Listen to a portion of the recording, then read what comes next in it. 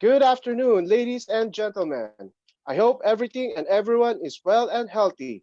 We are also live via YouTube, thanks to our partner PMAP Cebu. You can watch us at PMAP Cebu YouTube channel.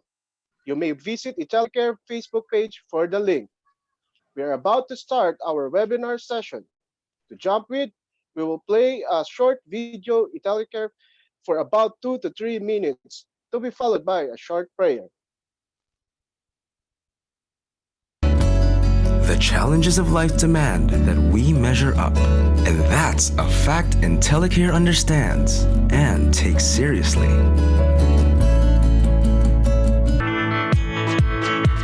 Intellicare understands that the cycle of healthcare begins when you're healthy.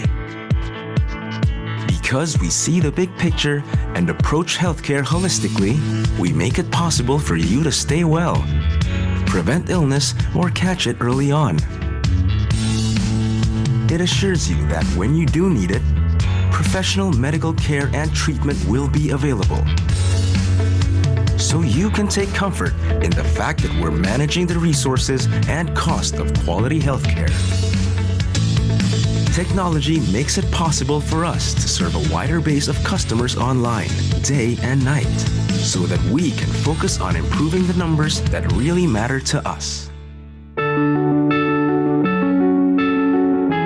The numbers that track your health, that drive down the cost of quality healthcare,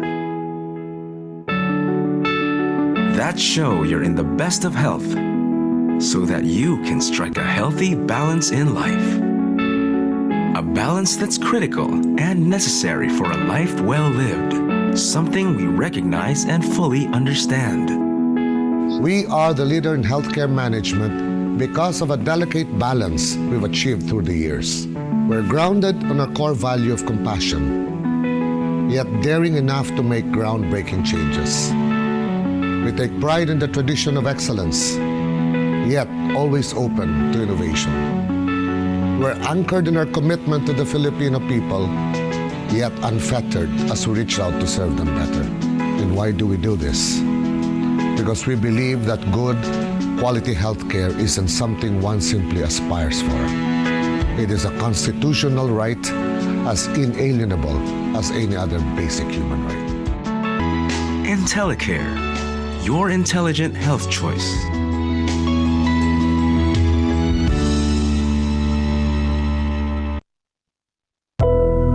Lord, make me an instrument of your peace. Where there is hatred, let me sow love. Where there is injury, pardon. Where there is doubt,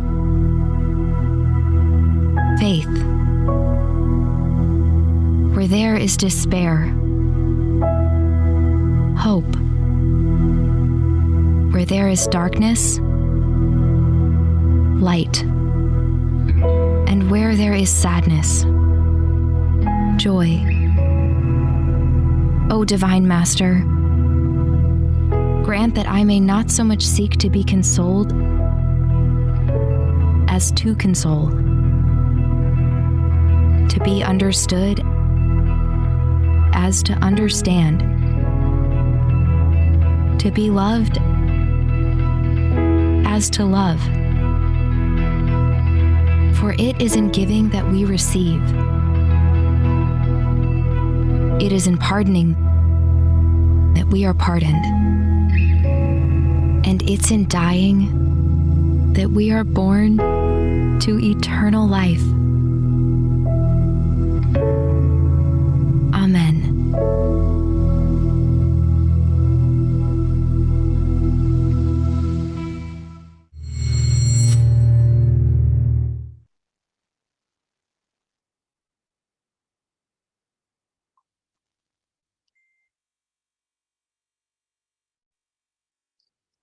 Good afternoon, everyone. I am Sabmar Agil of Cebu General Services Incorporated, based here in Calamba, Laguna. I would like to take this opportunity, together with the Intellicare, our sincerest thank you for joining us this afternoon in our web seminar, also known as the webinar that is conducted and organized by our regional team straight from their lovely homes and wonderful provinces in Calamba, Cebu, Bacolod, Iloilo, Tacloban, Leyte, Cagayan de Oro, and Davao. Again, maraming salamat po.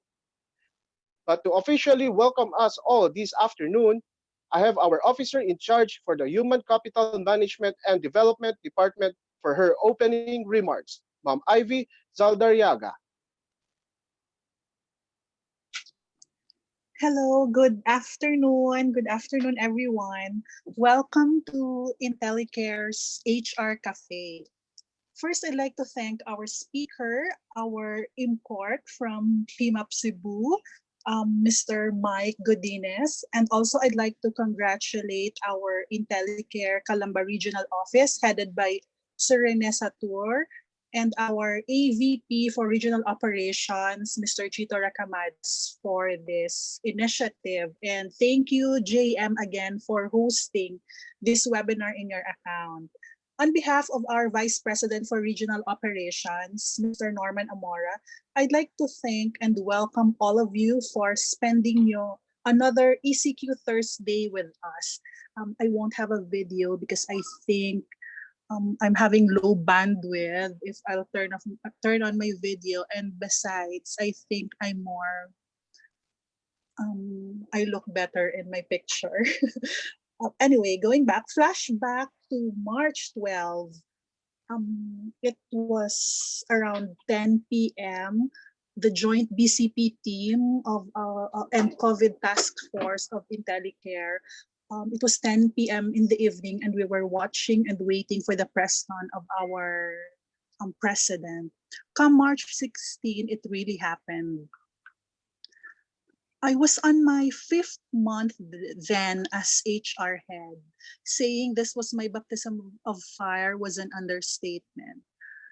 And I guess whether you're new like me or you're a seasoned HR or CEO for that matter, I think all of us experienced the same. There was no checklist for most of us, if not all of us. So we had to scramble with a leadership team. The first 2 weeks for me was massive firefighting. Like, how much are we going to pay those who are on site? What benefits are we going to give them? How to monitor work from home employees? How about for the staying at home? How are we going to treat their attendance? There's requests coming left and right about shelter, about meals, how about their laundry, Wi-Fi subsidy. I even received requests for meal allowance for work from home. I almost blew my top then. Good thing I was able to catch myself and remember people are scared, and we had to address their questions about their safety and security. That's why I'm very excited, like all of you, to learn more about psychological safety this afternoon. How do we foster it in our organization? We have to give ourselves a tap on the back because we are making the most of our ECQ. We are looking at it with a very positive lens by learning through online webinars like this. They say 50% is showing up, but the other 50% of success is playing full out. So I enjoin everyone to focus, take notes, and ask questions. With that, I'll now turn you over to our host. Be safe, everyone, because safety is everyone's responsibility. You should not delegate it. Thank you and have a great learning session. Thank you, Ma'am Ivy, for that wonderful message. Also for the support and guidance that the whole regional offices nationwide as always. I believe that you have received our texts, chats, and even emails and calls for today's webinar session for your very reliable and charming business development officers. But let me share to everyone our little house rules for us to have a smooth session this afternoon. You have an option to ask your question using the Q&A box. You can also ask live question. Just raise your hand so we can switch on your microphone. We urge everyone to mute their microphone unless there is a need to do so. Also, don't forget to subscribe PMAP Cebu YouTube channel for our live streaming. Since everything is clear, let me introduce to everyone our resource speaker for this afternoon.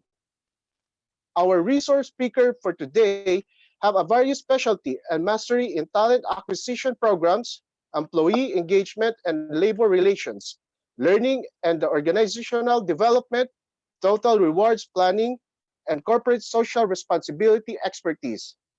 He has also been exposed to different industries in the NGOs, hotel, fashion retail, manufacturing, trading, BPO, and the food industry. Has immersed himself also in the operation and handled the general manager position in an Australian-based BPO. Graduated with honors for both degrees in BS Psychology from the University of San Carlos in Cebu City and Master of Arts in Clinical Psychology from the University of Santo Tomas in Manila.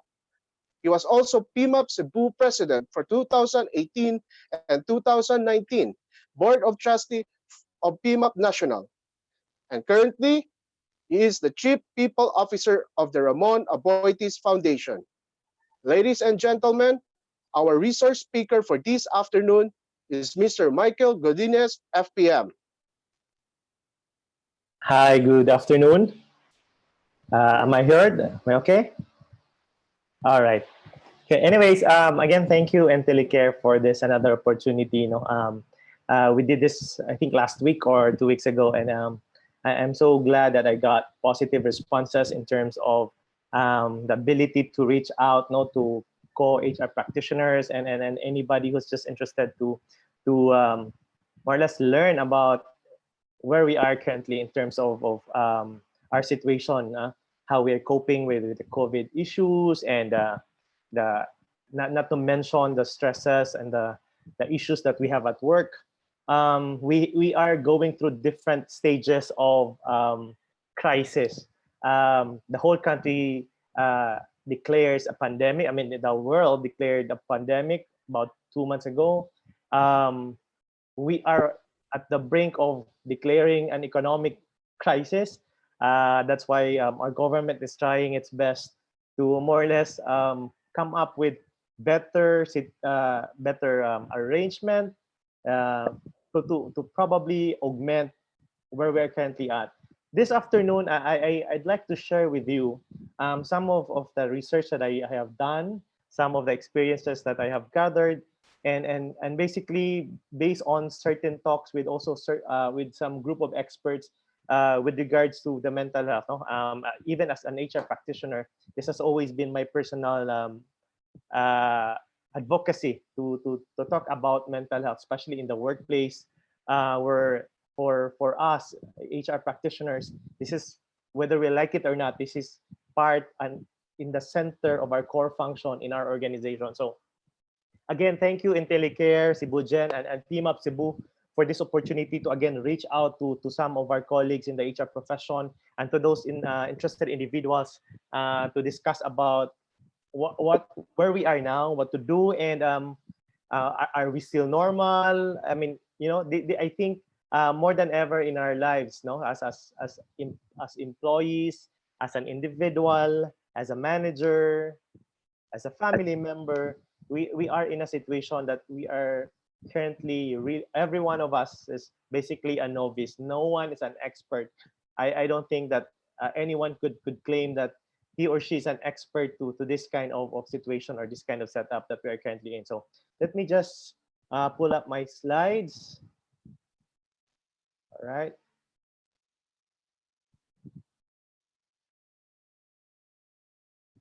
Okay. So basically, when I was doing this the presentation, as mentioned last year, so I have retitled it again. I was not able to coordinate with with the organizers, but basically this is what I wanted to present for our discussion this afternoon is basically about psychological first aid. This is basically taking care of understanding, not necessarily taking care immediately, but more or less understanding or coming into terms about our mental health condition with our current situation under quarantine. I think more than ever, no, I honestly think that this is the time that most of us are very unaware of what's going on. Um, as mentioned, if I am to open up my brain, this is what you will see. Most of us, especially for most of us, no, it's really anxiety that's taking the biggest part of our brain, of our day-to-day thinking or our day-to-day function. It's all about anxiety. We are anxious because we don't know what's going on around us. We don't know what's ahead of us. So that creates now anxiety because of that uncertainties that we're currently facing. In most people, issues about unemployment is a big issue. They are bothered whether when this pandemic is over, do they have work to go back to? Um, I think for most of us here, no, I think we're lucky that we are still actively part of an organization. I am pretty sure that most of my colleagues in the abortees group are very proud to be part of an organization that reassured people. Most of our employees, 50,000 employees across the country, telling us that we still have a job to go back to after this pandemic. But how about for those who have not been so lucky? No, so some people would be overwhelmed by the issues of housing. This particular issue is also very true to those people who are not actually uh, working in the same area that where their families are located. So, for example, we have so many people who are living in Manila, but their families are in the provinces or here in Cebu. We in my organization we have about 20 to 30% of our employees who are in Cebu, but most of their families are in the provinces, and that takes a lot of so much stress, no, in our day to day, thinking about our family, our loved ones who are not basically in the same household as we are in now. Of course, there's income, whether you are continuously paid or half or you got a pay cut. Income is an issue because number one, we really don't know what's up ahead, no, do we need to invest now on cars, on vehicles, so that could also give us that sense of protection, because I think the daily commute is posing a really a real threat, no, in terms of our exposure to the virus or to this possible disease. Of course, when we are working, for example, speaking for myself, the e-learning can sometimes be overwhelming. I'm glad that you took time to listen to this webinar, but if you look at your Facebook page, your YouTube, all e-learning from leadership to even to DIY, making your own dinner or lunch, it's there. Everything is suddenly available online, and most of them are for free. So sometimes this free flow of knowledge is also overwhelming. This is not also something that we are not used to, no, and sometimes this takes a lot of us also, especially for some companies that are promoting the work from home setup. When most of our managers or the management has run out of things for us to do, they will give you e-learning activities. They will assign e-learning modules for you to listen to or to watch, for you to enhance your skills and what have you. But again, at the end of the day, at the center of everything that we are currently facing is anxiety, because we feel, if there's a major feeling that we currently have this point in time, is really anxiety, because we don't really know what's gonna happen in 2 weeks, in 3 weeks. Do we have family members that has been exposed to the virus, or if we go back to work, if we go back to our daily commute, if we go back to the office, is it safe? Because this, apparently the issue of the pandemic is not just about your personal health or about your own person, but the ability to infect a family member or your or people in your household who are immunocompromised. So these things comes to play, and I think If we are to again open up our brain, I think most of us, it's all about anxiety. But you're not basically alone, no. I did a couple of research and discussion with some groups, and came up with issues that are practically beleaguering the minds of our colleagues, no, or of our friends, and our family members. So there are so many whys. Why is this happening? Why are we here, and all that? So I have enumerated and identified some of the relevant whys that most people has asked, no, in terms of where we are now in our current setup. So first is, people are asking that is why we have been it's been hard to focus lately, no. I think uh even if we are where we are now, maybe working from home, or some of us are doing skeletal already, um when the pandemic was announced and declared, there are just so many questions, and for us to get on with our day to day, it's really hard to focus. It's hard to focus on your targets.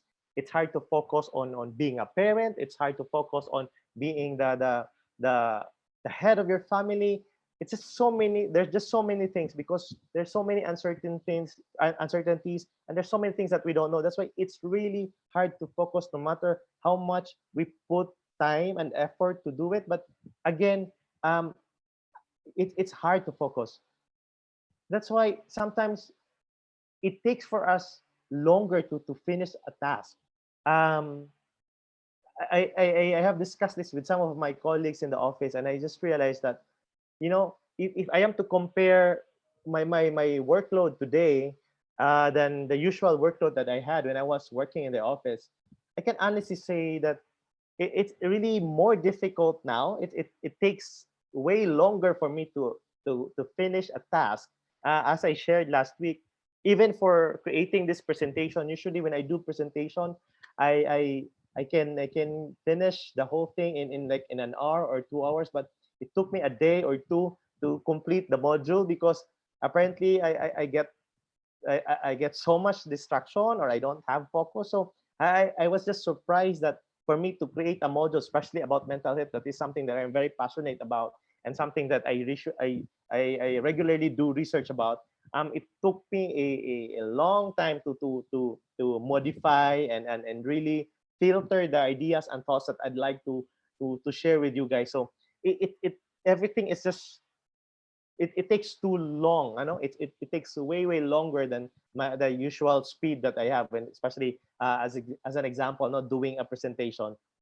Um, this is why we've been consumed with ensuring that we have the right stuff to sustain our physiological needs. I shared this last time. When the pandemic was announced, I remember that everybody went into a panic mode. We did panic buy a lot of stuff that we think we needed. And when I conducted an inventory of the things that I have, apparently there's still many things that I bought about 2 months ago that are still not consumed. I thought during that time that I would be needing a lot of those things, but apparently none of those things have been very important for the last 2 months. And it gives you that idea that, during that panic moment, we bought a lot of things. And if you take a look at your cabinets or your ref now, there's still things that you have bought from 2 months ago that you felt during that time that you needed, but now it's still in your ref or still in your cabinet, not consumed. um, this is why we've been longing for uh, connection. This I think more than in a time in our lives now when we think that we have been connected because of the internet. It's easy for us to talk to our friends in the States or somewhere else in the world. It's okay because it's easy for us to connect. But this current setup, this current situation that we are in, um, there's that drive, there's that need that we need more connection. I mean, more than ever, my time to connect really with friends has been more pronounced, no? And like for example, for families, I have a brother and a sister that lives in a different area, and for me before, no, It's okay that I don't get to talk to them like on a daily basis, but now that need to connect has gotten into me, and made me realize that I have to establish that connection. I have a group chat with my kuya and my ate, but it's never been that active compared to for the last 2 months, wherein every time that you've heard something about the pandemic, or someone, or of a place, then that's that discussion. And if I review all of our chats, no, you'd see that my brother is sharing the new ulam that his son is cooking for the family. I'm sharing the new discoveries that I have in terms of, again, the new food, or sharing recipes, menus. I, I I'm I'm really surprised that because of this lockdown, everybody suddenly is looking for connection. So I think if you take a look at it from that perspective, maybe this is one of the positive things that this pandemic has brought us. It gave us a sense of importance, especially in terms of building that relationship with our friends, our families. That next is the otherwise is basically, I think a lot of you can relate to this. Um, I mean, you've seen memes that more than ever, since the husband and the wives are put together in the house at least 24 hours a day now. So mas marami ngayong away in the household, or sometimes you easily get irritated with the nuances of your kids, or the nuances of your partner. So no, I think more than in any, I think especially for us career people, no, you could not think of a time that you have spent so much time, no, with your colleagues or with your families in the same household. So it's it's funny when we always go, when we have regular working hours, we would say that we miss our family. I hope you can create that work life balance, so that the time that we have in the office is so basically equal to the time that we have at home. But currently, sometimes those people that you love the most are sometimes the people that could irritate you the most, no? Especially this point in time that we are locked down in our houses. We cannot go to the mall or somewhere else, but we have no choice but to be with each other physically good in a confined place. So I think most of us has been feeling a really irritable, no? And this feeling of being overwhelmed, especially when I can relate this to, especially to work. As mentioned earlier, that when I take a look at how my workload uh, compared to when we had regular office, no, and now that we are in a work from home setup, I honestly think it's not even a fourth or a fraction of what I usually do in the office, or what I am doing now at home. But it seemed and it feels like that I am always overwhelmed with a lot of tasks. Is it maybe because I am not in a fully air conditioned area, or is it because that I still see my kids, I still see my partner, I still see my pets while I'm working? So there's that feeling of being overwhelmed, and sometimes this feeling is caused by a restriction. Now we feel like we are actually in a confined place, and sometimes that creates that feeling of being boxed. So that's why you feel overwhelmed, you are constricted. um, and there are also people who have been feeling physically exhausted. I know I can very much relate to this. We've been sitting almost more than the usual. I mean, rest periods that we usually have in the office. Even if we're sitting in the office, there are a lot of times that we stand up and we talk to our colleagues. We go to the bathroom. We go to different floor and all that. But now, since we are just at home, we ideally for me, I'm supposed to be in my most comfortable place because I'm at home. I'm just sitting here lounging on my sofa. But at the end of the day, I have this feeling of extreme exhaustion. I have not done so much physical work, but it's just so physically exhausting. Again, that feeling of being boxed.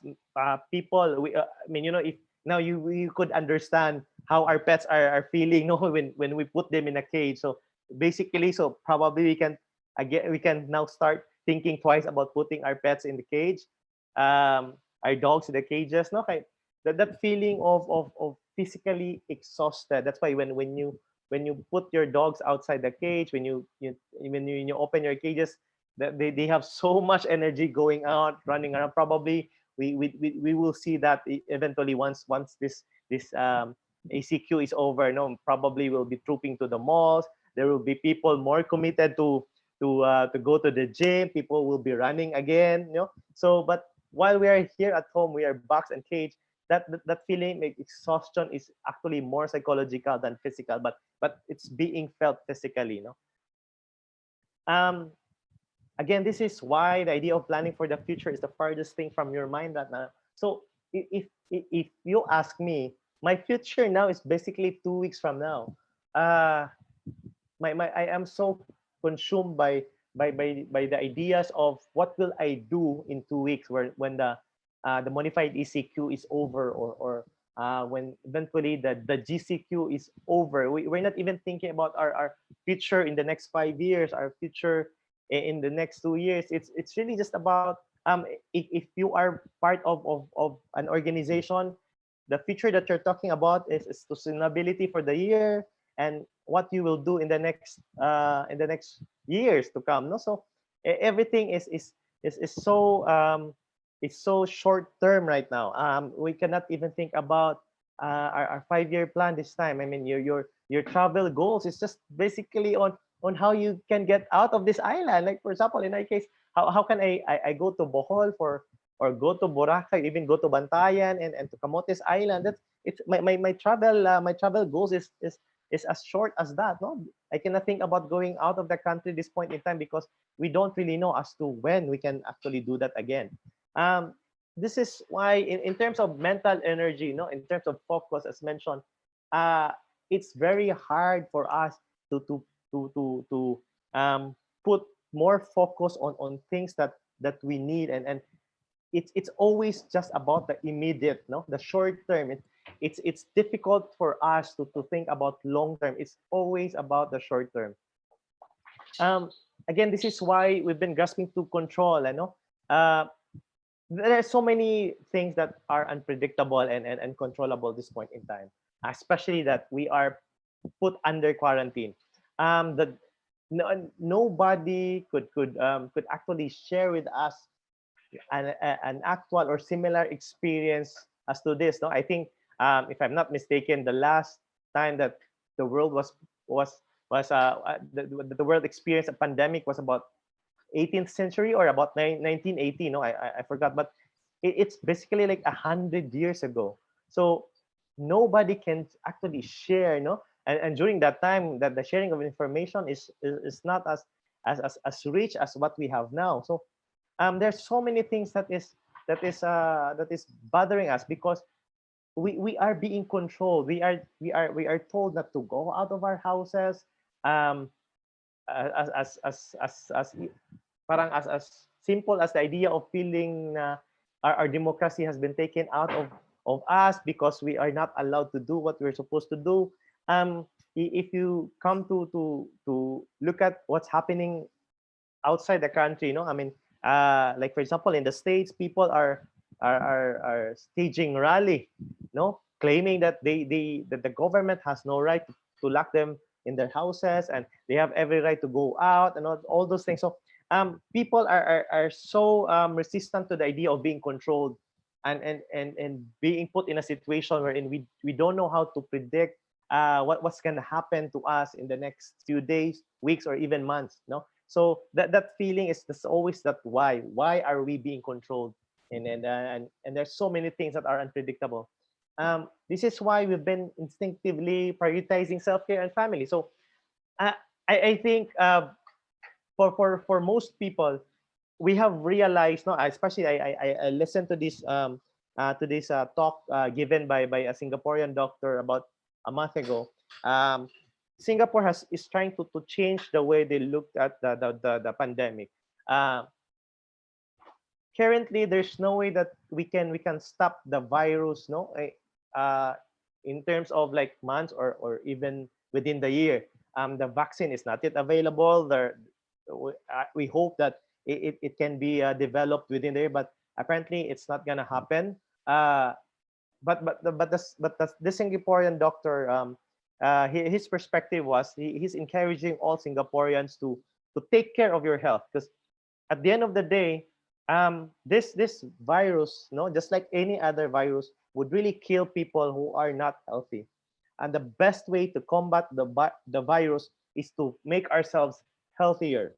Um, Again, if you look at the statistics, there's about 90% of those people, or more than 90% of those people who got COVID survived.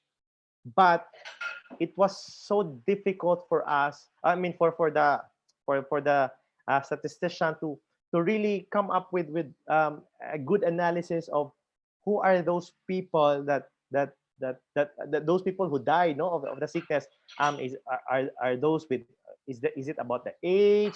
Is it about the race? So there was so many studies being conducted, but at the end of the day, what is common is that those who are immunocompromised, those who are having health concerns or problems, those people are most likely not to survive the virus. So again, more than ever, we have this instinct now. If you go to Watson's or to whatever botica that we have, you cannot buy immediately ascorbic acids, vitamin C. So they're running out of stock because based on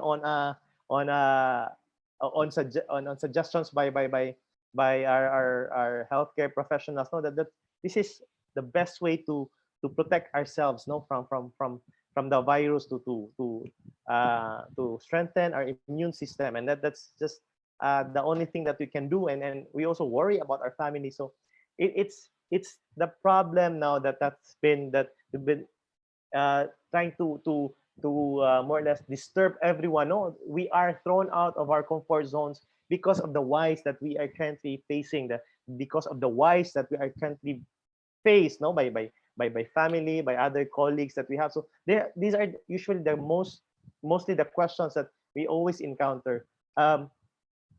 But again, the, I have come also into an article by the Psychological Association of the Philippines, no, and they were doing a lot of analysis to all of the uncertainties and the anxieties that most people are feeling. So but these are also the conclusions that they want to send, no, the messages that they want to send to us who are having a lot of whys, no, with our current situation. So most psychologists would tell you that this is normal.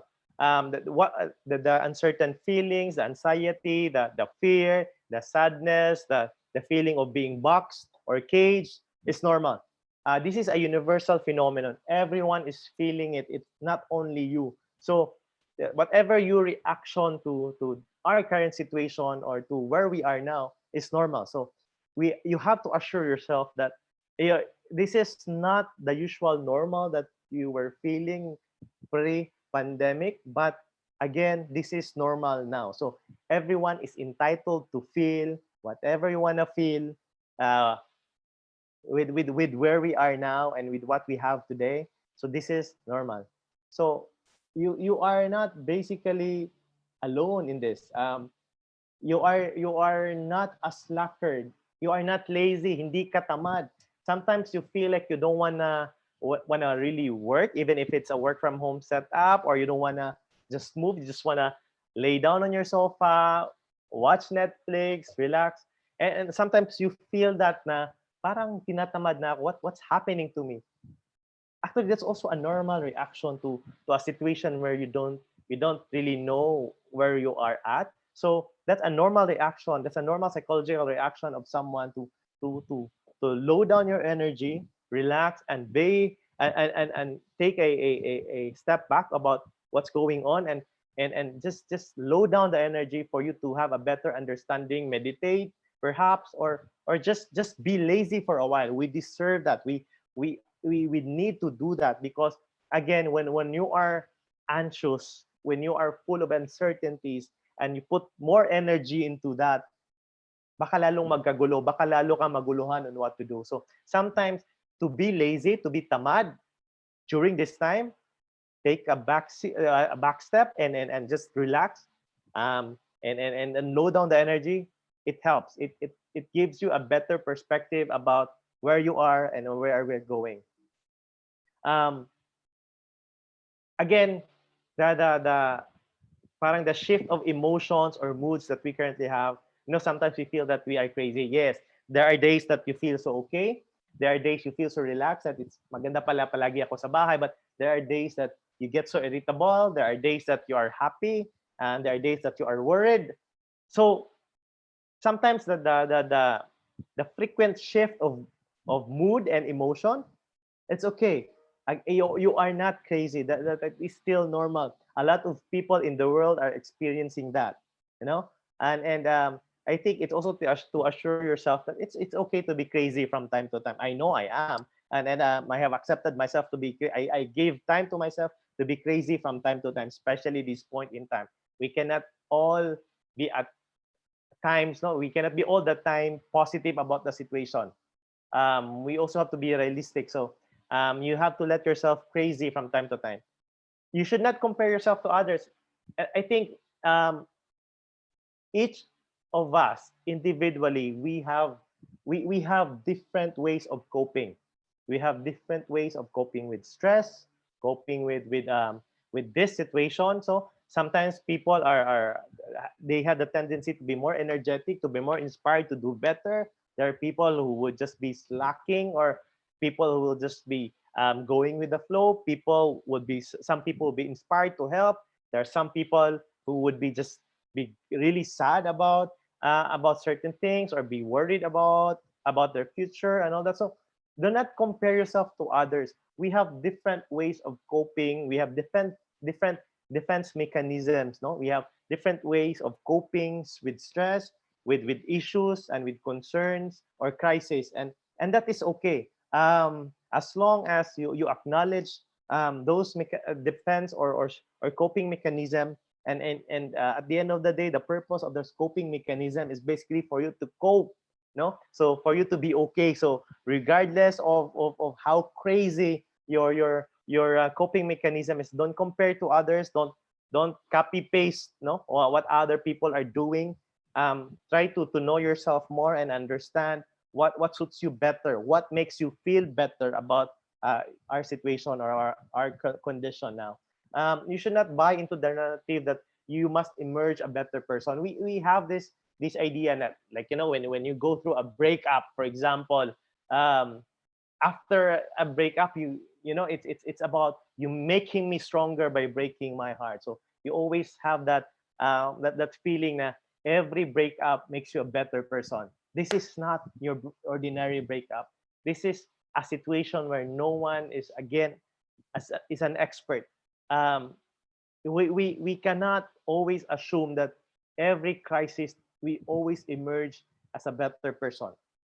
A psychologist will tell you that it's not a must-have to be a better person after a crisis or after a situation like this.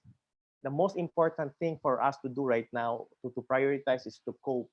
For us, not necessarily to be better, but basically to be at least the same person that you were before the pandemic, but also somebody that's a bit.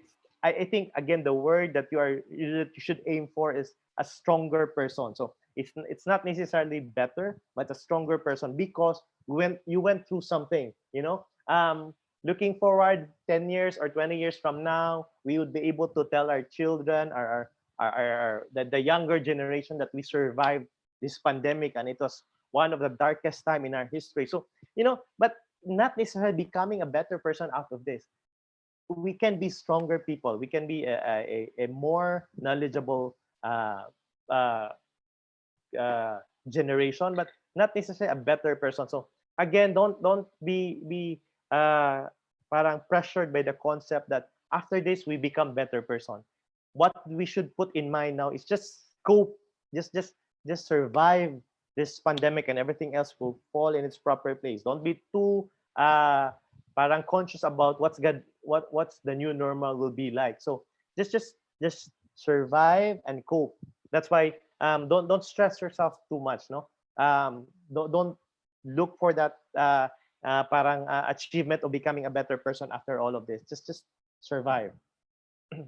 It's okay not to be as productive. We are experiencing a trauma on a global scale.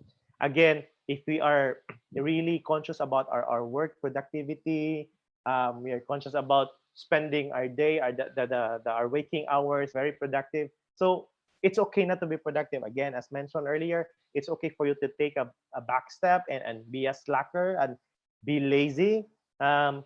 This is a trauma that is of global proportion.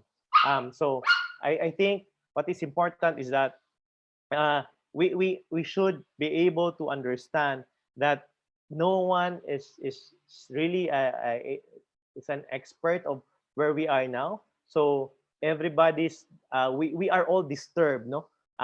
We cannot go on business as usual because it's a trauma. And sometimes when you are in a traumatic situation or a condition, the best way for you to do is to low down the energy and not really be anxious about productivity, anxious about going out of it.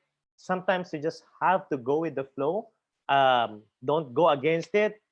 Don't rush it. The only thing that gives you this an assurance is that this is of global proportion. So you are not basically alone in this. It's okay to just feel the way you feel and about what's happening around you. No. So whether you are whatever your reaction to our condition, it's okay. I think um, more than any time in our lives, it's okay to be abnormal this time.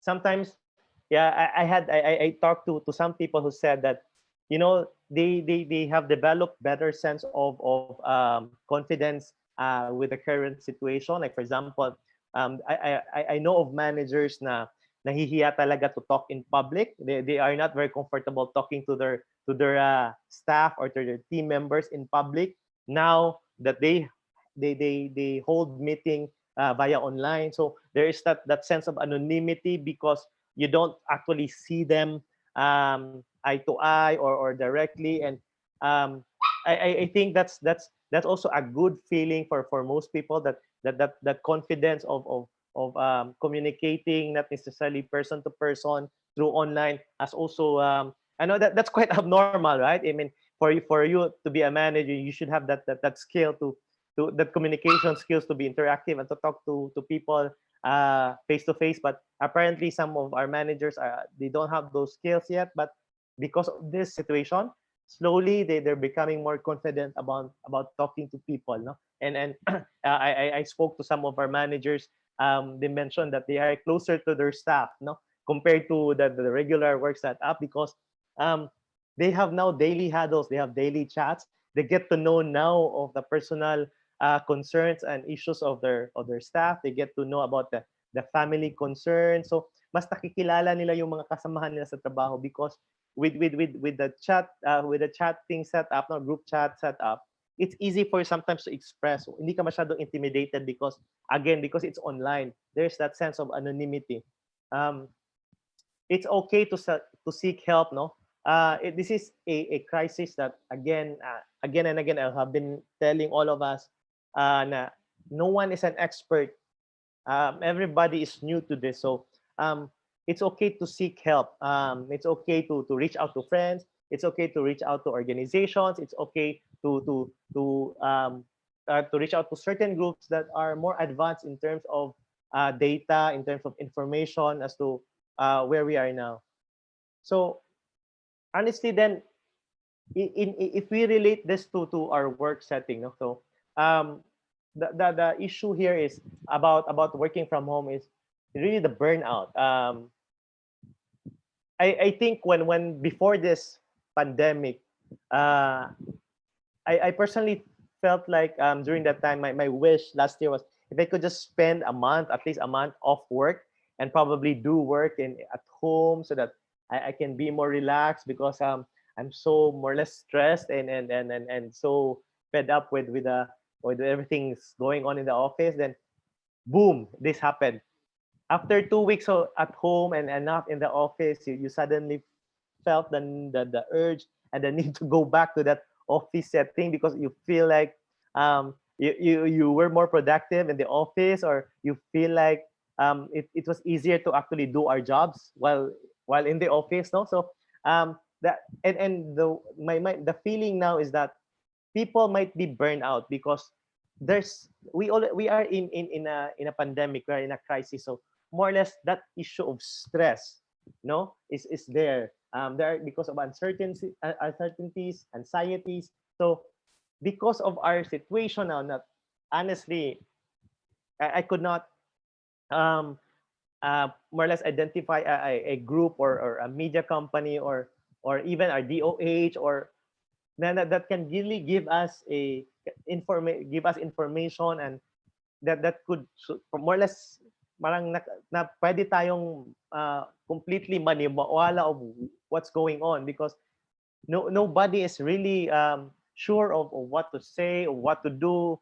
Even our government has been experimenting in a lot of parang set from ECQ, GCQ, MECQ. So everybody is so stressed. So there's that elevated level of stress, and it's been 2 months. So people will feel burnout. So when you feel burnout, the problem is that you are not likely to be as productive as you can be when you are burned out. Ako, we're trying to feel the burnout, no, working from home, listening to webinars, talking to people via group chat. There are so many things that you can still do in the office. For example, if you're in sales, you have so many clients to follow up, you have so many leads, but there's nothing you can do. So everything that is happening now, again, the word of being boxed and caged is it's really intensifying because of the COVID-19. The issue, the tendency for us to be burned out. When you are burned out, tendency is to be really stressed. So when stress is there, we all know that we have different levels of reaction to stress. No, some people can take stress lightly. Some people are overwhelmed by stress. Some people would even go to depression. So that stress is something that we don't want to put ourselves into. No, we don't want to arrive at that situation. So there are so many risk factors of that might happen when we are burned out, and there's so high a level of a stress, no, that we are currently faced with. So the fact that one of the important issue that has really caused the stress is because our boundaries disappear. The daily commute, no, from home to office, no matter how toxic that commute is, that created the boundary. Um, when you get out of the house in your car or taking a public transportation, that creates that boundary. Now you're done at home. Now you're on your way to the office. So that boundary has disappeared. When you wake up in the morning, all you have to do is take a bath, brush your teeth, maybe dressed up a bit, open your laptop, then boom, you're already working. So that boundary that actually puts that balance, no, that harmony of your work and your life. It is important. I mean, we know that we need work to survive. We need these two things in our lives, no, primarily our personal lives and our work. But these are supposed to be two different worlds. But now, because that boundary being taken out, it's so hard for us to integrate now. I know, especially for you HR practitioners, that's always been our goal. No, work-life balance, work-life integration, work-life harmony. Now suddenly, we did not prepare for this setup. We were pushed into this, no? And now that absence of the boundary is actually causing a lot of chaos to most people. There are people who have more or less adapted quite easily, but there's so many people who are struggling because of that boundary. Because sometimes, your work might be really stressful and toxic from that perspective, but it takes you from all the stresses and the toxicity of your personal life. So, and that creates that balance. Now, when you merge those two worlds without much preparation, that's when we started to feel this confusion, this chaos, because again, we're merging two worlds, no, without much preparation, without much understanding of our setup. Seem to be a, si- a situation that is quite new to us, unfamiliar territory. So sometimes personal life gets affected, or sometimes work life gets affected. So that issue of that the absence of the boundary, it's also um, being reinforced by the feeling of lacking of control. Um, I think more than ever, no, although we appreciate government officials, our LGUs, our barangays telling us what to do and not to do in this situation, sometimes we have the tendency to really be rebellious about some of the policies being implemented, because it's difficult to be controlled, no, to be dictated on what to do, or what not to do, because of our situation. That lack of control, parang that's why the issue na sometimes they feel like nawala yung democracy, because people are more or less dictated. People are prohibited from doing things that they usually were doing, and now being instructed by government to just stay at home, uh, don't do this, you can only do that. So that lack of control is affecting a lot of our psychological balance. um, when we are working, no, this is again the stress of wanting to be the perfect worker, especially when we are up for promotion, when we are up for regularization. Um, it's difficult for us to show productivity when we are in this kind of setup. Um, that's why if for example, if you are parang obliged to do productivity report on a daily basis on what you have been doing at home by your boss. So it's really stressful to more or less quantify and qualify what you have been doing for the last 8 hours.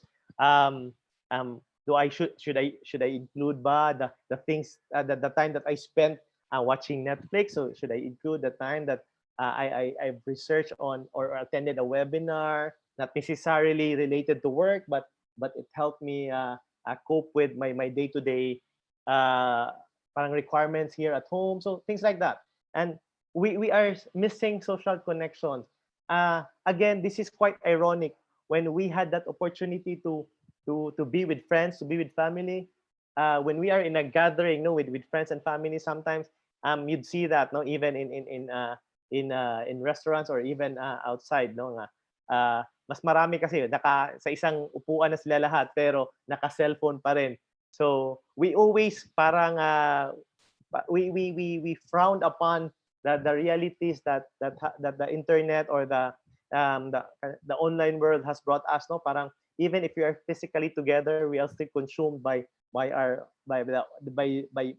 online connection. Now I think because of this pandemic, every day we are in front of our laptop, we are in front of our cell phones, and that's the only way for us to connect with our friends, with our families, with our loved ones. Now we miss that personal touch. Now we miss that social connection. It's still different when you talk to them. That like they're in front of you. You're able to hug these people. No, I think more than ever, you appreciate the power of hug, the power of holding hands, the power of just simping akbay with your friends. So that is something that is missing now. Even if every day we talk, it's somewhat is trying to parang it's okay, no, for a time that as long as you see them, you get to talk to them online, but it's quite difficult. It's different when you are with them, no, physically. Um, Again, because of our situation, we are not taking time for ourselves. Like for example, honestly, no, just to share personally, I when things were normal, uh, I usually make sure that I go out of the off. I go to the office early. I also go out quite early because I wanted to go to the gym every day, and that's my me time. That's the only time that is for me, because when you go home, it's again about your family. So the the the the the current situation, more or less parang again parang labo-labo na, they mix everything, parang nahalo-halo na lahat. So school, your office, personal life, and your family life, nakapaghalo-halo na lahat sa oras and time. So it's actually very confusing, and sometimes there's a reason why we should be able to segment all of those parang parts of your life, but it's so difficult now because halo-halo na, no. Sometimes you're probably, I'm pretty sure some of you are in your office attires, no, pero sa upper area lang, down below naka shorts lang, yung iba naka pajama lang, so things like that. So the ability to take time for you is gone, no. Ability to have a me time is gone. So that's why based on suggestions by most psychologists, that even if you're working from home, when you're taking your coffee break, don't take your coffee break same working area that you are doing your work from home setup, no. So you go out of your house, take coffee, really put the 15-minute coffee break, or like for example, don't entertain talks or chats between 12 to 1:30 because that's your lunch break. So take that time, put some normalcy in your time. So that's basically causing a lot of stress when nagkahalo-halo and everything is just put in one parang one can, no. So it's not also good. Sometimes we have to put extra conscious effort to segmentize our lives, no. We still have our work life, we have our family, and we still have that me time, no, the personal time for us. So there are mental health guide, no, suggested by the Philippine Psychological Association on how to cope. What can we do, no, to cope with this pressure, with this stress, with the burnouts that we are feeling during quarantine, no, to more or less improve our mental health. First and foremost is we need to focus on what we can control. This would include, I mean, if you read so much about the COVID-19 or what's happening in the world, you get scared. The tendency is for you to be scared with how much that we don't know yet about this disease, and I think we are so concerned about the next barangay. There's already a positive person there. What will happen if I go to the grocery? So there's just so many things that is causing a lot of anxiety or stress, no. So please focus on the things that you can control. How do you do that? You have to keep, now first and foremost idea is hygiene. For you to avoid getting infected, you have to learn that at the end of the day, it's all about hygiene. Do not touch your face, no, especially your nose, your eyes, and your mouth. Never touch those when you're outside, or before you touch those areas. Please wash your hands with soap at least 20 seconds, or use alcohol, or when you go out, when you're from the grocery, when you come home, take a bath. So those are the things that you can control to avoid contacting the virus. No? So know the basic. Hindi, I don't think it's that complicated. It's actually there are a lot of readings or guides that you can actually follow that can actually save your family. No, can actually help you out. So focus on those things. Don't focus on the vaccine. Wala kang magagawa. Leave it to the scientists. Talking about our economy, so you cannot control our economy.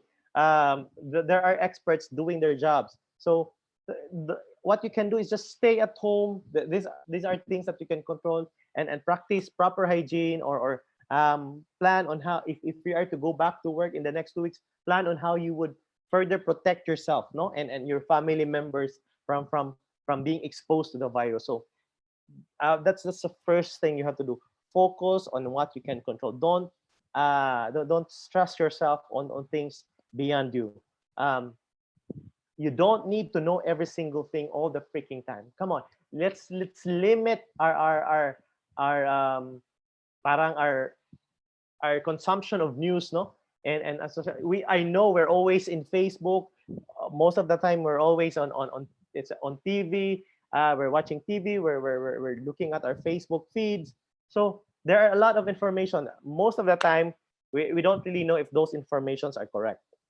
So if when you limit your consumption, you identify the sources that you think are credible, then limit doon ka lang kumukuha dapat ng information or ng data sa mga sources na you honestly think are credible. So don't pag shinare ng kasama mo or pag shinare ng kaibigan mo sa Facebook, don't believe them immediately. Please try to more or less be more discerning about where you get your information, because maloloko ka talaga if you entertain all the information that you get.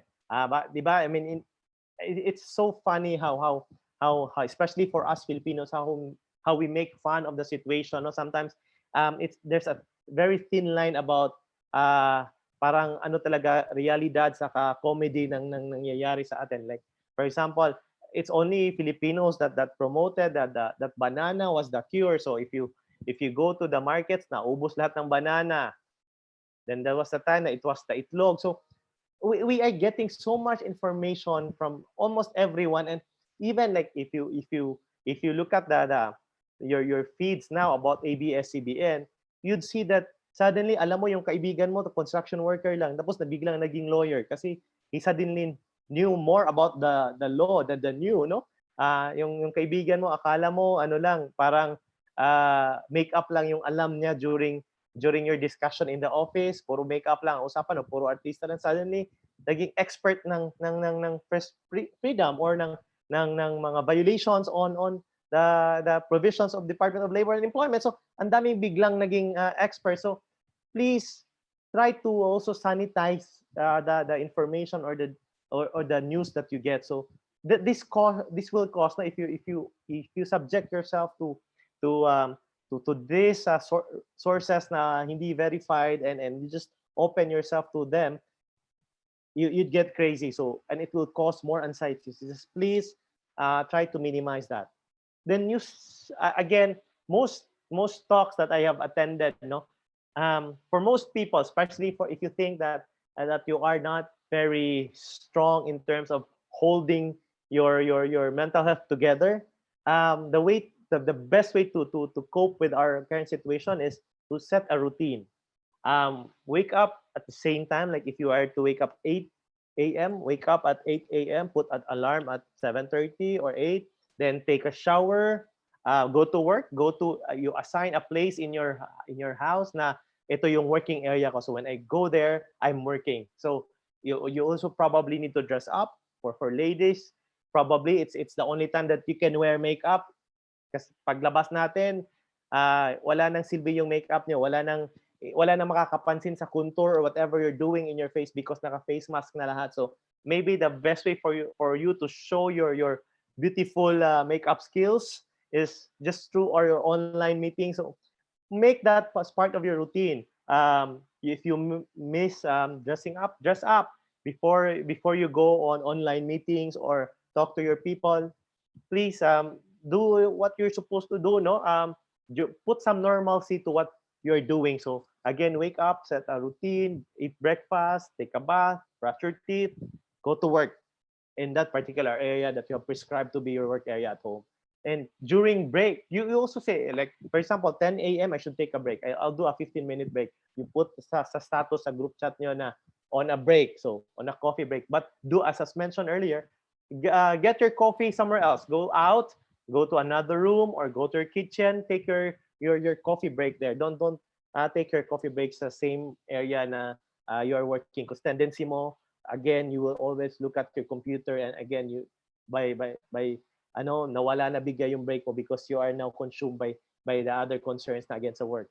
So eat lunch at your prescribed time. If it's 12 to 1, then spend your 12 to 1 lunch, or 12 to 12:30, then have a siesta from 12:30 to 1. So create that routine, and after 5, turn off your laptop, run, do whatever you want to do.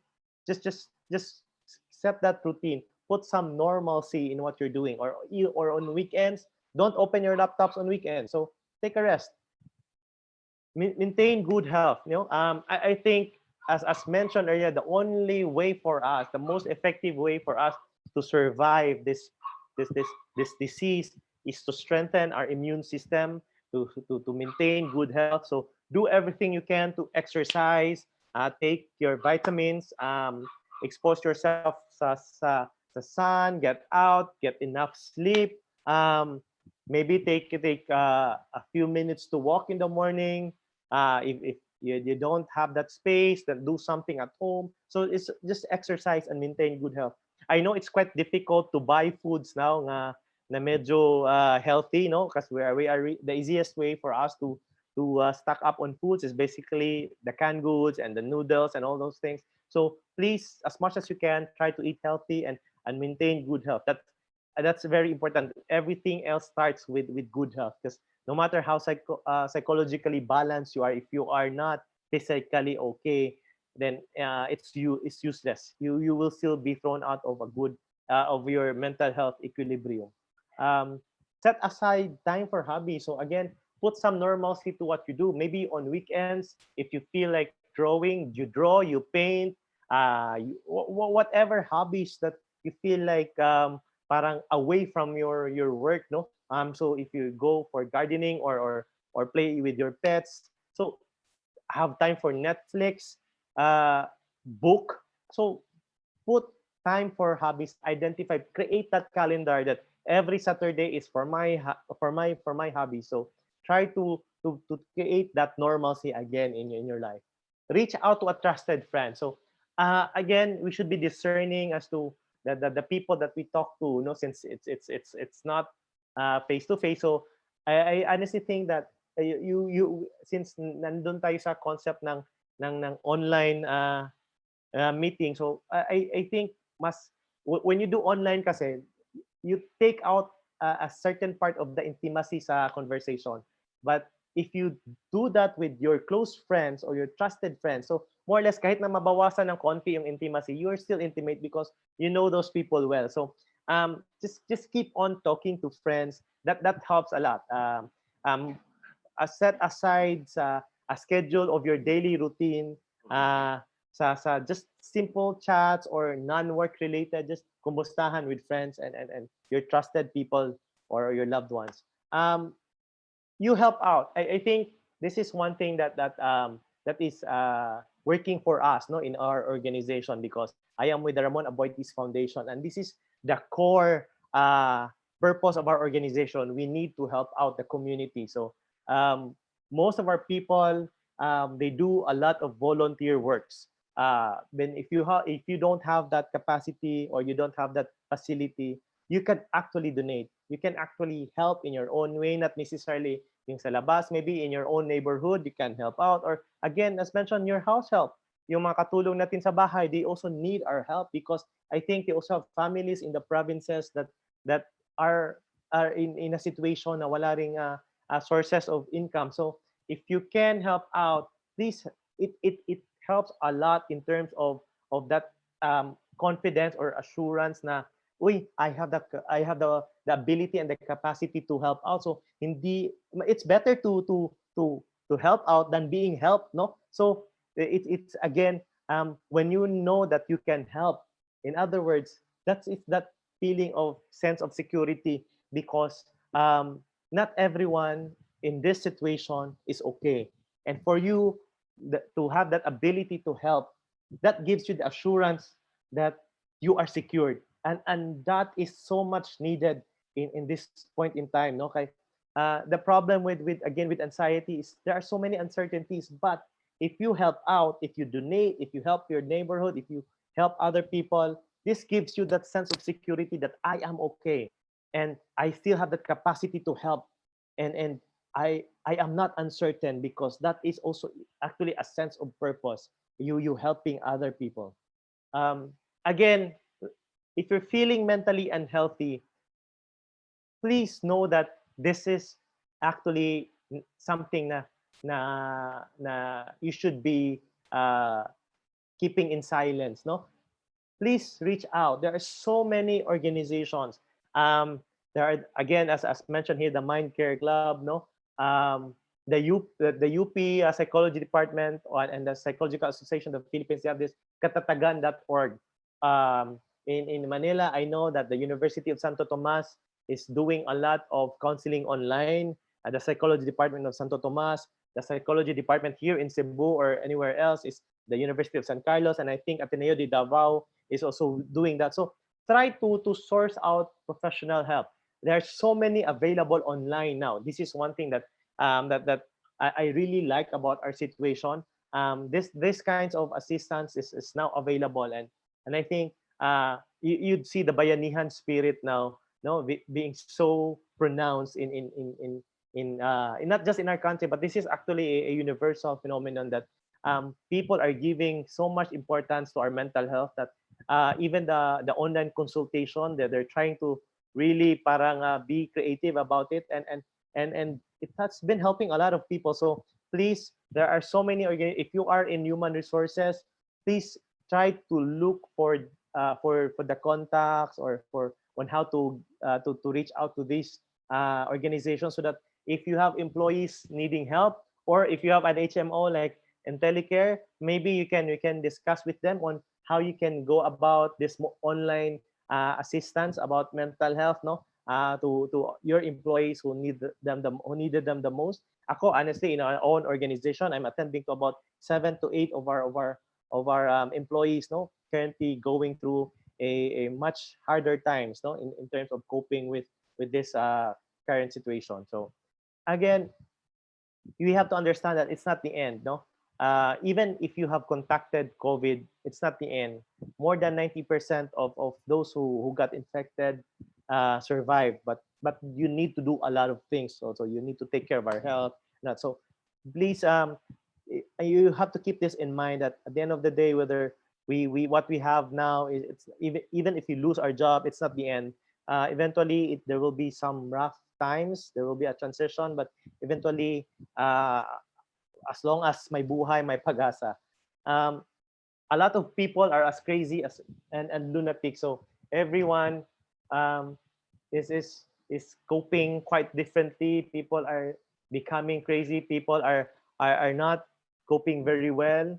So it's normal. Marami tayong baliw, marami tayong crazy, and marami tayong nahihirapan with our current situation. And again, you don't have to go about this alone. As mentioned, there's so many venues where you can seek help. There are so many um, uh, organizations that are willing to help us. So please be assured that at the end of this of this all, uh, we will be okay. I think as a nation, that's what we have always parang advocated, no, that we will heal as one, and more than in any time in our history, no, like for us in our organization in Rafi, is that we encourage everyone to spread kindness, however that goes, no, sa setup natin. Just please spread kindness, and everybody, again, we will be healing as one. Thank you. Thank you so much, Sir Mike. Now we will open the chat group for our Q&A. And I'm calling Mr. Drexel Makagba for our Q&A.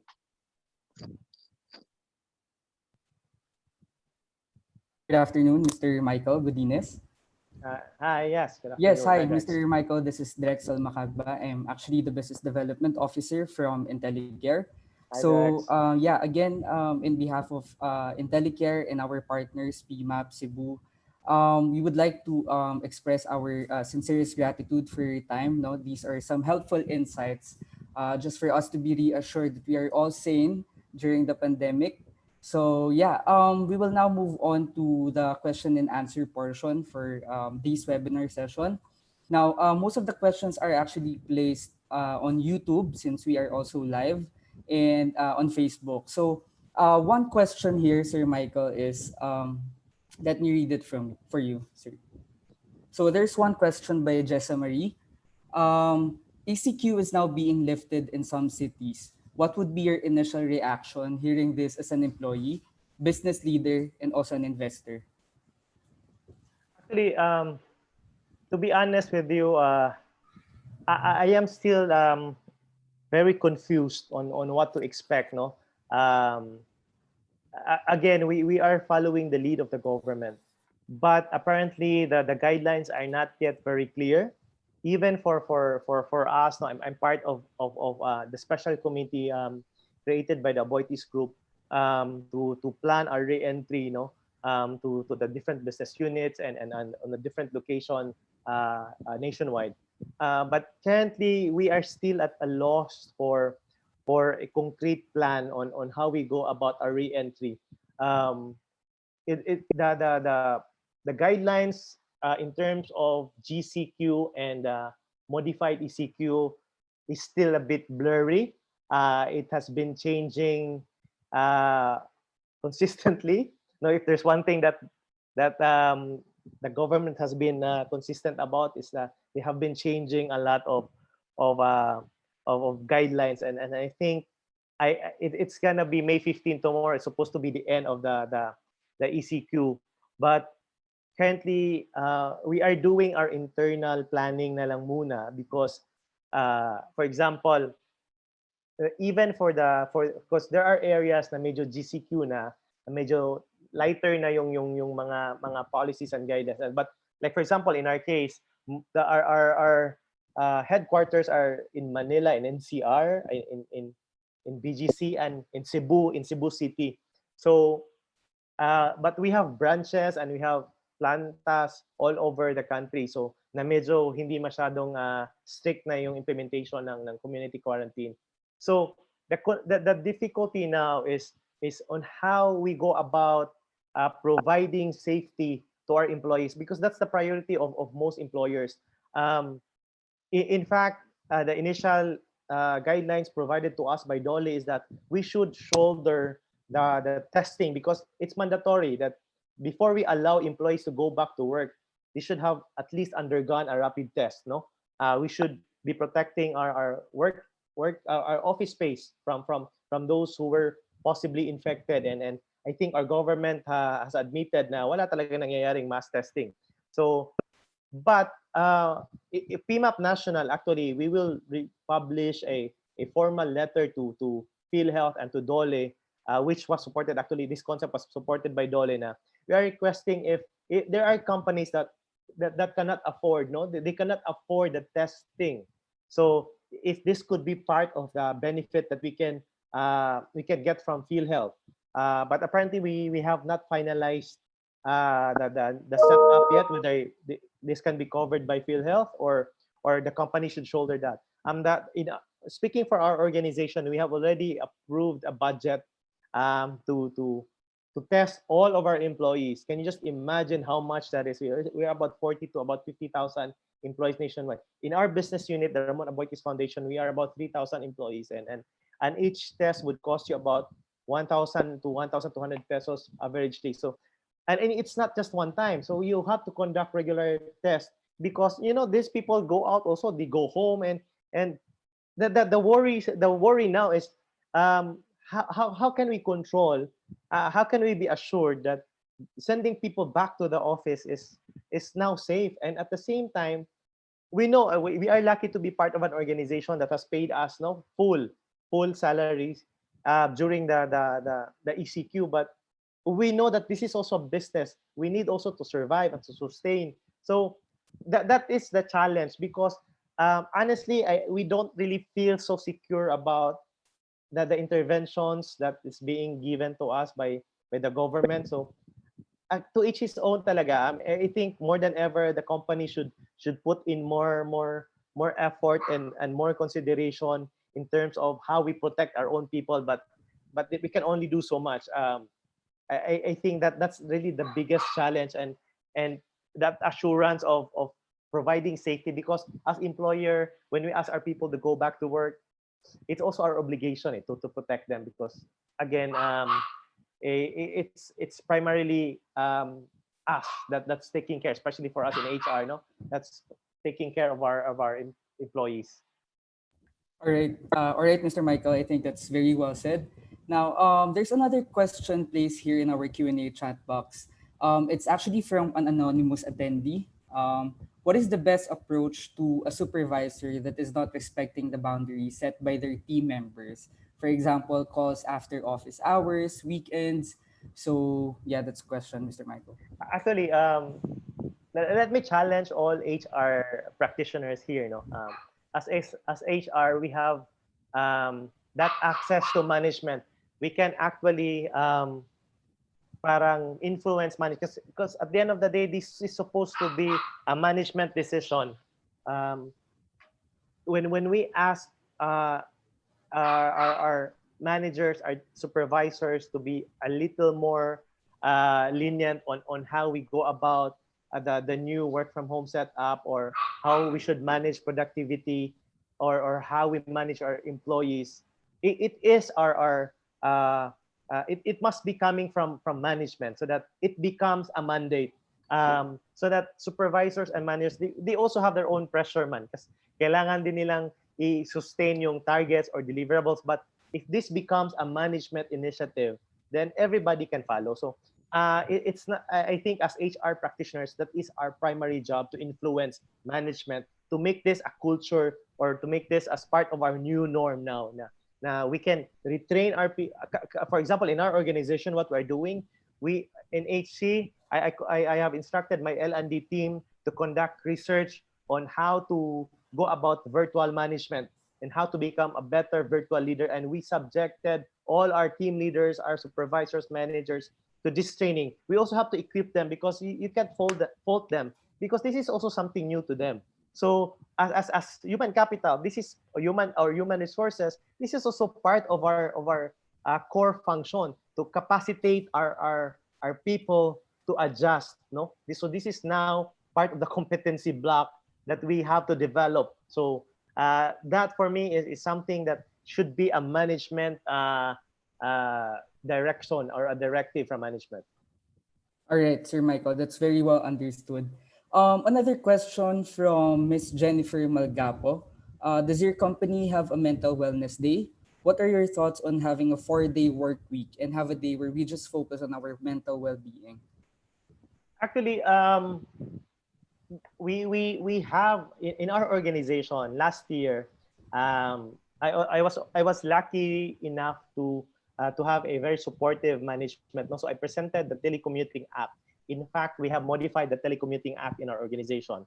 Most team leaders, supervisors, managers, we do allow them. No, even last year, we do allow them to at least work from home once a week. No, 1 day a week. So and for our rank and file, most of our team members, they have the flexibility to report to office within 7 a.m. to 10 a.m. and they can go out of the office from 4 p.m. to 7 p.m. So we have given them that flexibility, but we actually plan to extend that 4-day work week, or we give them 1 day work from home privilege to all of our employees. In fact, we are looking at giving more. No, currently, if everything will be more or less has settled down, our plan is to just bring in about 30% of our workforce to the office. 70% will be working from home, and we will have that on rotation. So there might be some time, like in a month's time, that most of our employees for 1 week you will be just working from home. So, but the thing is, we are just prepared to do that lang for the last 3 years, because our organization has invested in a lot of systems, automation, and I think for the last 5 years, everybody in our organization in Rafi is using laptop from the rack and file. Even my maintenance staff, he has a laptop all the way to the manager. So no more desktop. So everybody is so mobile. Our office setting now is on agile workplace setup. So there's no permanent location. So more or less, we are lucky to prepare all of this before this thing happens. So the transition to the work from home or to the flexibility is quite easier for us compared to other organizations. Yeah, that's right, Mr. Michael. Do you think do you think you can do more? One more last question, Mr. Michael. Yes, go ahead. Yeah, okay. So there's a question here placed by a client, but the client does not want to be mentioned. I think the question is, sometimes there is a backlash from employees on how uncertain our plans are at this time. It is only that we are adjusting or reacting based on what the government implements. So how can this challenge be handled better on HR's end? I think what we do, just probably to answer lang pala yung issue on mental wellness Yeah. day, Yeah, internally we have a mental health well-being, not just a day, but really a service. No, we have an HR hotline that all of our employees can access to, especially issues regarding mental health. We're very open to providing mental health assistance. We will. I am personally a clinical psychologist. I am currently handling all the mental health concerns of our employees, but I am training some of my team members so that we are currently forming a mental health support club in our organization, and mostly these are members from the human capital group, but we're also open to other members. We are trying to build that group, so that everybody in our, we are 3,000 in our business unit. We are 3,000 employees, so they can have access to us. And before we let our employees go back to the office, no, we will conduct debriefing. We have psychological debriefing modules that we will run to our employees before we let them go back to work in the office. No, we are slowly starting to do that. We have an e-storia. We have weekly sessions wherein anybody with any concerns joins a chat room, internal chat room. Then they can just bring up any concerns that they have. So that's our initial debriefing session. Then eventually, before we formally open for operations, we have a psychological debriefing session, whether online or personal. Anyways, to answer that question, I think more than ever, what is important for us is to sustain and regularly communicate with our employees. That is one thing that I found to be really effective, and I would say that help us know as an organization get through this crisis with our employees. Because for me, for example, in human capital, I regularly release memo or information to our employees about their concerns, as basic as their salaries, when it will be released. We release the 13th month in advance, the 14th month, assuring our employees that we have a dedicated HR hotline for any concern. We have for especially when it comes to their health, no, health and mental health actually. So we have regular communication. We have different channels. We have our workplace at Facebook. We have emails. We have group chats, no, internally. Everyone is connected. We even utilize, before we did not allow Facebook, but we are even utilizing Facebook now to reach out to all of our employees in the whole Visayas. So there is a daily huddle that we call that. We have a call tree system that supervisors monitors the current condition, no, or the updates, all updates of their employees under them, and they report them to their managers, and the managers report to the cluster head all the way up, then all the way to human capital, because we centralize all the information and we share the information to our group heads or to the Mancom members. And so we have a collective data of everyone. We make sure that everybody, all 3,000 employees of Rafi is accounted for on a daily basis. So that's how we go about our communication. So everybody, and we are trying to bring out as honest as information as possible. No? So we don't keep anything from our employees. When we say that this is our setup, we inform everyone. I think it's also about transparency. Our employees know what we are doing. They know what the managers are doing. They know that this is our plan. We make them part of the planning session, because honestly, we are strategizing, we are replanning, we are dropping off a lot of our strategies and initiatives, and we're going back to the drawing board. And this time we made sure that everyone in all teams is part of that planning session, so that they will take responsibility for wherever we are going as an organization. All right. Thank you very much, Mr. Michael, for your time. Again, in behalf of Intellicare and our partners, we would like to express our sincerest gratitude, no, for answering these questions. I'm pretty sure that all the attendees are knowledgeable now of how they can handle these challenges during the pandemic. So now, Mr. Michael, I'll turn you over to our moderator, Sev. Thank you, Drex. That was one very informative and well-prepared presentation and session. I believe to give our official token of appreciation, I am calling Sir J.M. Giles, the the Assistant Manager of Regional Sales and for the certificate of our appreciation. Meanwhile, for the certificate of attendance, for all the participants, we will be sending and giving out the hard copy through your offices as soon as the ECQ is finally lifted.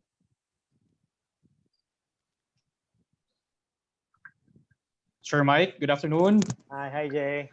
Hi, thanks again for always supporting us. I think this is our fifth, sixth, or eighth HR Cafe with your full support from Tagbilaran, Dumaguete, and now we're into nationwide.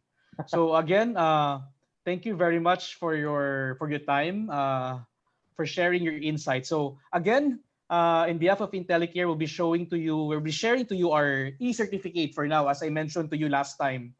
E-certificate for now, since we're not yet lifted. I think here in Cebu, extended yung ECQ. Yeah. So again, Intellicare will give this certificate of appreciation to you, Sir Michael Godinez, for unlimited support to us, for imparting your values, insights, and inspiration during our HR Cafe live webinar series. This is a series 2, by the way. So again, given this day, 14th month of May, signed truly yours and my colleague, Mr. Keith Brigoli, which is he's based in Davao right now.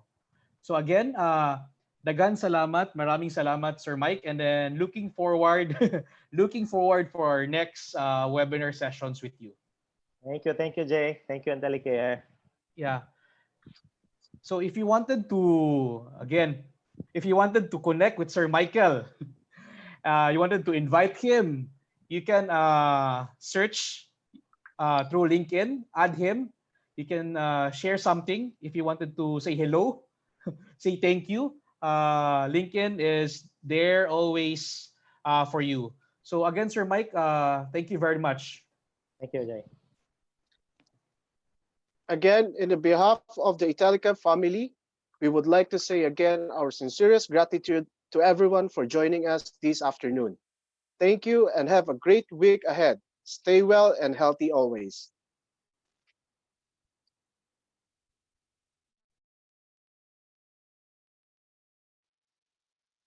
The challenges of life demand that we measure up. And that's a fact Intellicare understands and takes seriously.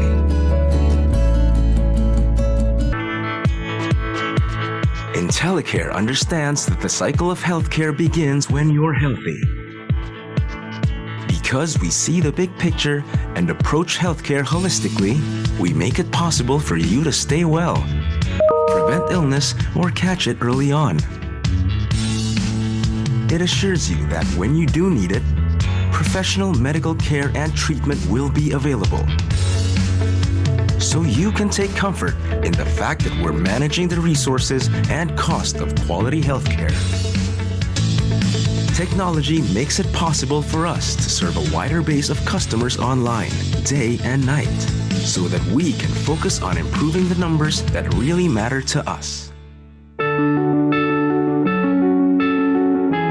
The numbers that track your health, that drive down the cost of quality healthcare,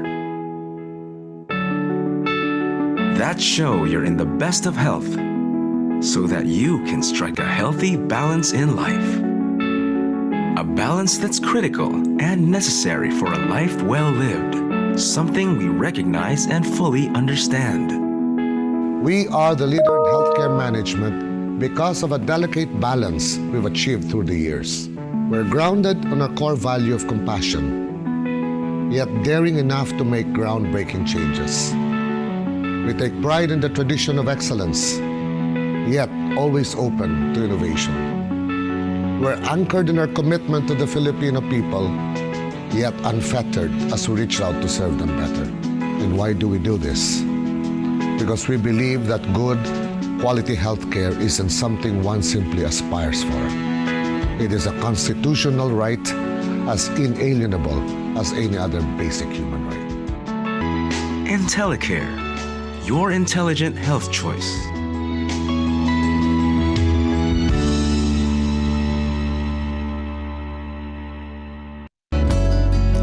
challenges of life demand that we